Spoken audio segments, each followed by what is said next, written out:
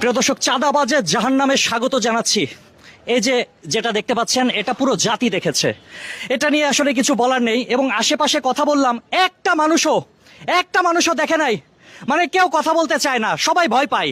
আপনারা দেখেন নাই, আর দেখলেও এখানে যত মানুষ আছে সবাই আসলে অন্ধ। আমরা সবাই অন্ধ। আর যদি এভাবে অন্ধ থাকি, আমার ঘরে আপনার ঘরে কান্নার একেবারে বন্যা বয়ে যাবে। এ থেকে মুক্তির উপায় কি নেই? আমরা কি এমন বাংলাদেশ চেয়েছিলাম? এ ধরনের ঘটনা বাংলার ইতিহাসে প্রথম। এটা কখনো কোনোদিন ঘটেনি। আমি শুরুতে বলছিলাম না, চাঁদাবাজের জাহান্নামে স্বাগতম। এই জায়গাটা চাঁদাবাজির জাহান্নাম। এই বাংলাদেশ কি জাহান্নামে পরিণত হয়েছে? মগের মুল্লুক হয়েছে। মানে চাঁদা দেন ভাই, চাঁদা দেন, আর আপনি দিয়ে দিবেন। মানে আমাদের হাত নাই, আমাদের প্রতিবাদ করার ভাষা নাই। এগুলা কি? আজ থেকে বাংলার যে প্রান্তে আনাচে কানাচে জনগণ যদি সোচ্চার হতো, তাহলে এ ধরনের ঘটনা ঘটতো না। যাই হোক, যে ব্যক্তি দুনিয়া ছেড়ে চলে গেছে, তার 14 বছরের কন্যা, তারপরে হচ্ছে 4র্থ শ্রেণীতে পড়ুয়া একটা ছেলে, এখন তাদের কি হবে আমরা জানি না। 2 দিন পরে পুরো জাতি এটা ভুলে যাবে। তারপরে নতুন ইস্যু আসবে, নতুন ইস্যুর তলে এগুলো চাপা পড়ে যাবে। এর বিচার কখনো হবে? আমরা বিশ্বজিৎকে দেখেছিলাম সেই সময়, সেটাকেও হার মানিয়েছে। এই ঘটনাটা ঘটলো কিবারে? বুধবারে। আমরা জানলাম কিবারে? শুক্রবারে। 2 দিন পরে আমরা জানলাম।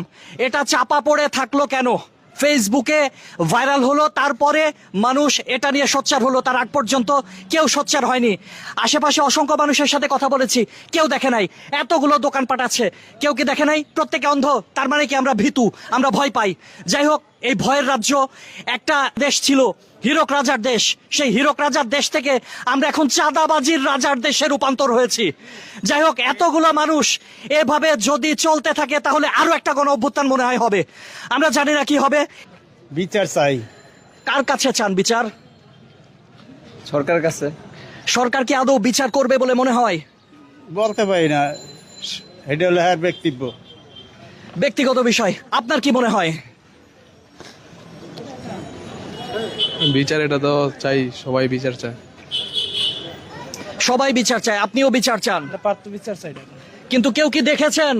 আশেপাশে ছিলেন, এখানে যে একটা দেহ পড়েছিল, কেউ দেখেছেন? ওই যে দেহটা পড়েছিল, এরকম কেউ ছিল যে আমি দেহটা দেখেছি, এরকম কেউ আছেন? নাই ভাই, নাই। আমিও দেখি নাই, কেউ দেখে নাই। কে দেখেছে? আপনি দেহটা দেখেছেন? আমি লাস্টে যাওয়ার সময় মাল নিয়ে যাই, আমি চকে থেকে মাল নিয়ে দোকান বিক্রি করি। তো আমি যাওয়ার সময় আমার মাথায় বড় বোঝা, তো আমি দূর থেকে দেখেছি যে এমনি 4 পা ছড়ায়া, ছোট শর্ট প্যান্ট পরা শুয়ে রয়েছে ছড়ায়া। তো এখানে সবাই ঘেরো দেওয়া, পুলিশ আসলো সামনে, 3-4 জন পুলিশ আসলো। এরা দেখছে, এরা সামনে ধরা করেছে, আর মানুষগুলো অনেকগুলো জড়া রয়েছে। এটাই আমি